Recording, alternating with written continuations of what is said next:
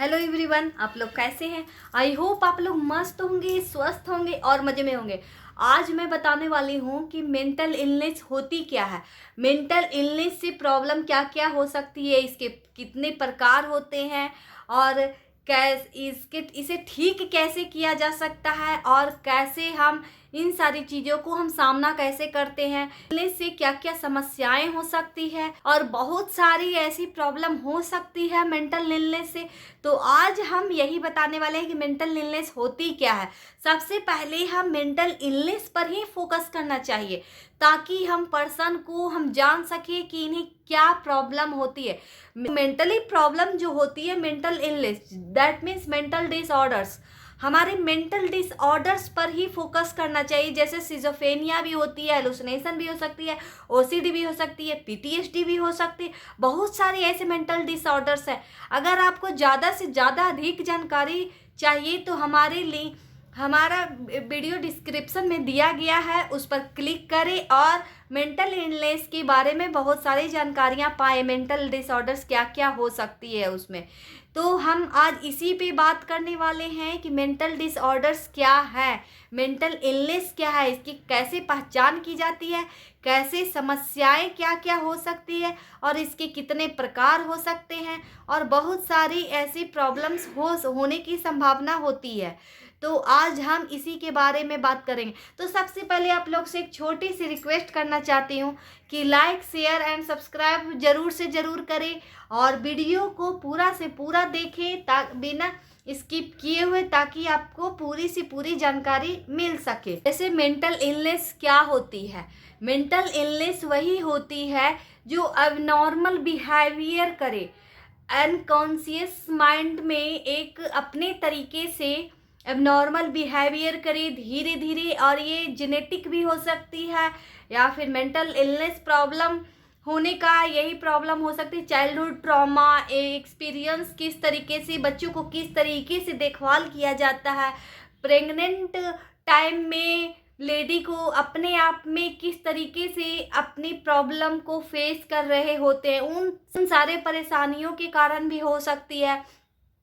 Lack of tolerance की कमी हो सकती है। स्ट्रेसफुल सिचुएशन किस तरीके से होती है।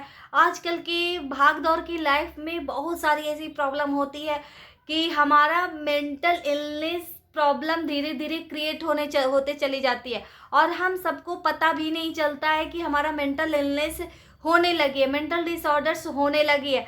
लोग इसका प्रॉब्लम यही है कि लोगों के साथ मिलने जुलने की समस्या प्रॉब्लम होती है। कुछ ही नज़दीकी दोस्त ना होना, नज़दीकी दोस्ती लोगों से दूर बना लेना, अकेलापन रहना भी, पर्सन किस तरह से एग्रेसिव बिहेवियर करता है, ये सारे किसी के साथ वक्त बिताना, वो किस तरीके से वो किसी और के साथ पर्सन वो वक्त बिता रहा है, लोगों के साथ कैसे मिलजुल रहा है, भीड़ में जाने की समस्या हो रही है, सोशल लोगों से दूरी बना लेना, ये सारी प्रॉब्लम हो सकती है मेंटल इलनेस में।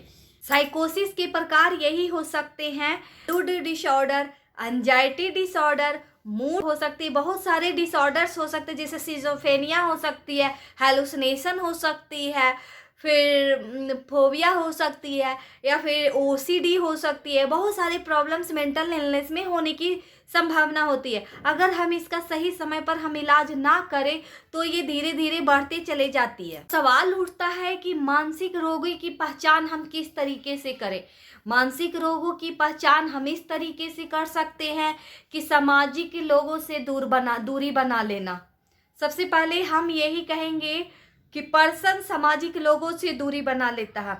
खुद को नुकसान पहुंचाना, जैसे खुद को नुकसान भी पहुंचा सकते हैं, या फिर अत्यधिक सेंसिटिव भी होना, या फिर आक्रामकता, एग्रेसिव लेवल जो होता है, गुस्सा, वो क्रोध होता है वो काफ़ी बढ़ जाना, खुद दूसरों पर विश्वास ना होना, बेचैनी, रेस्टलेस हो जाना, लक्षणों के मामूली, यही सारी मामूली घटना पे भी डिपेंड करती है कि उन्हें मानसिक रोगों की पहचान हम इस तरीके से हम कर सकते हैं।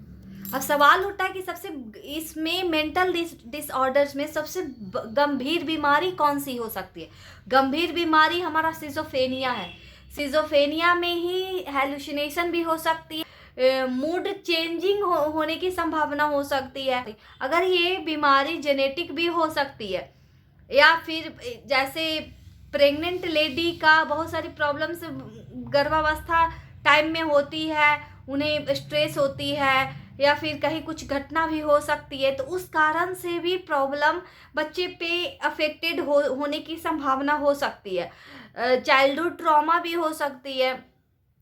जैसे हम कह सकते हैं कि यह बीमारियां थोड़े समय के लिए या पूरे जीवन तक भी रह सकती है। कुछ हल्की मानसिक बीमारियां केवल कुछ सप्ताह तक भी रहती है। जैसे हम अक्यूट स्ट्रेस डिसऑर्डर में ये हो सकती है कि थोड़े समय के लिए भी हो सकती है। जैसे हम किसी चीज़ को हम देखें और वो हमारे माइंड में बैठ जाती है, तो अक्यूट स्ट्रेस डिसऑर्डर अगर सप्ताह तक रहती है तो अक्यूट स्ट्रेस डिसऑर्डर होने की संभावना, अगर यही काफ़ी ज़्यादा चली जाती है तो पीटीएसडी के लक्षण आने की संभावना हो सकती है। पोस्ट ट्रॉमेटिक स्ट्रेस डिसऑर्डर, इसमें आगे होने की संभावना, जब ये सप्ताह से ज़्यादा अधिक हो जाती है तो पीटीएसडी के लक्षण आने की संभावना हो सकती है। और गंभीर विकलांगता के कारण भी बन जाती है। जैसे कोई अपाहिज है तो उस कारण से भी स्ट्रेस, लोगों के साथ जाने का डर, फोबियाज भी हो सकती है। बहुत सारे ऐसे प्रॉब्लम हो सकते हैं। और मानसिक रोगी कैसे दिखते हैं? मानसिक रोगी हालांकि कुछ समय ऐसे लक्षण होते हैं जैसे किसी व्यक्ति का मानसिक बीमारी से पीड़ित है, मन उदास रहना, ध्यान जो केंद्रित है, कंसंट्रेशन है, उसकी कमी हो जाना, बहुत चिंता या भय हो जाना, या लोगों के साथ बातचीत सही तरीके से ना करना, और मानसिक स्थिति में बदलाव होना, समाज, परिवार और दोस्तों से दूर हो जाना, शरीर में थकान और ऊर्जा की कमी होना, एनर्जी की कमी होना। मानसिक रोगों से पीड़ित व्यक्ति को क्या करना चाहिए? अब इसका यही है कि मानसिक रोगों से पीड़ित जो होते हैं उनका क्या करना चाहिए। हम कहें तो उनका रफा दफा कर देना चाहिए? नहीं, उन चीज़ों को हम रफा दफा नहीं करेंगे, उन्हें हम समझाएंगे, उनकी एक काउंसलिंग करेंगे, या फिर साइकियाट्रिस्ट की सहायता ले सकते हैं।